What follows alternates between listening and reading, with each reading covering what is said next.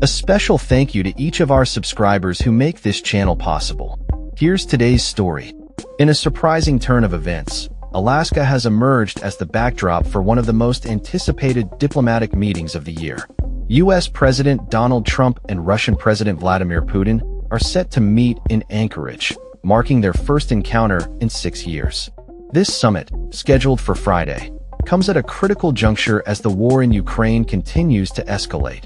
Now entering its third year since Russia's full-scale invasion in February 2022. Anchorage, typically bustling with summer tourists, is now a hub for international journalists, political aides, and security personnel.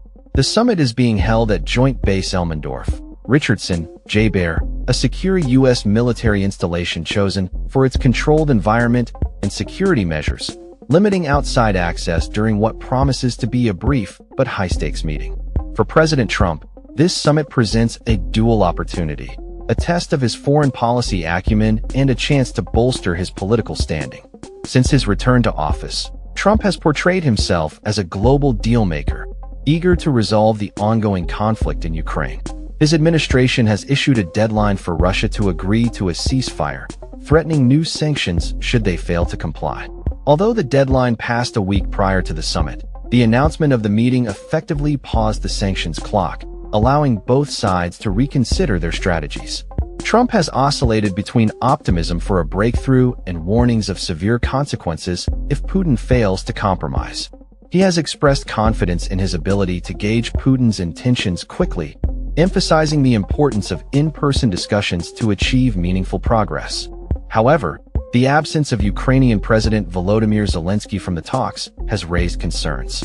Despite Ukraine being the focal point of the conflict, the summit is strictly bilateral between the U.S. and Russia. Zelensky and European leaders have voiced apprehension that any agreements reached without Ukraine's input could undermine the country's interests. In recent days, Zelensky has grown increasingly uneasy about Trump's comments regarding potential land swaps between Russia and Ukraine, which Kyiv deems unacceptable. Ukrainian officials argue that conceding territories such as Donetsk, Luhansk, Kherson, and Zaporizhzhia would not only violate international law but also jeopardize Ukraine's strategic integrity.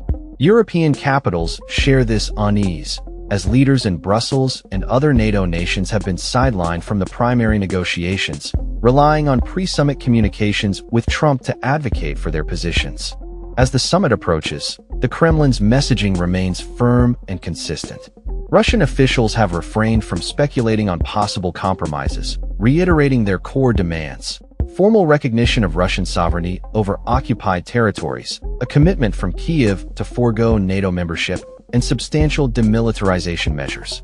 Analysts suggest that Putin views the summit as an opportunity to assert Russia's global standing, framing the direct meeting with the U.S. president as a validation of Russia's influence on the world stage. One of the looming pressures on the discussions is the threat of expanded U.S. sanctions. Trump has warned that Russia could face stricter penalties if a ceasefire is not achieved. There have also been discussions about imposing sanctions on nations that continue to trade with Russia, a move that could complicate U.S. relations with significant trading partners like China and India.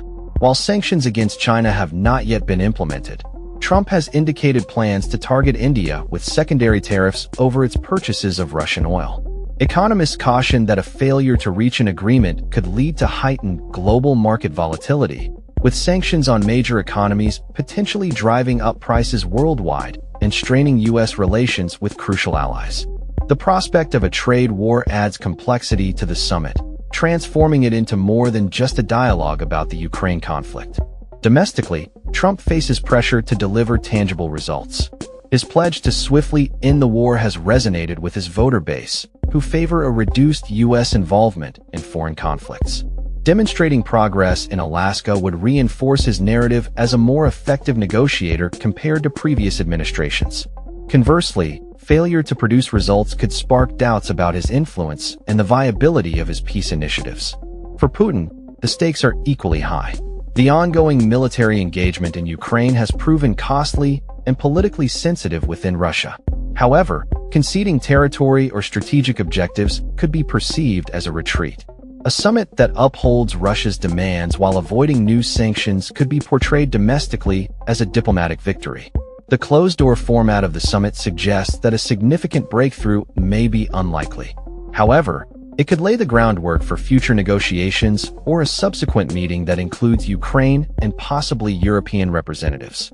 Trump has hinted at the possibility of a quick three-way meeting with Zelensky and Putin, although the Kremlin has indicated that such an encounter would only be beneficial later in the negotiation process. As Alaska prepares to host this pivotal meeting, the world watches closely, hoping that the personal rapport between Trump and Putin can bridge the gap between their respective positions. While optimism remains, the contrasting approaches of Washington and Moscow will make finding common ground a formidable challenge. That's all for this story. We upload videos every day covering many different subjects, so hit that subscribe button to stay informed. Thanks for watching.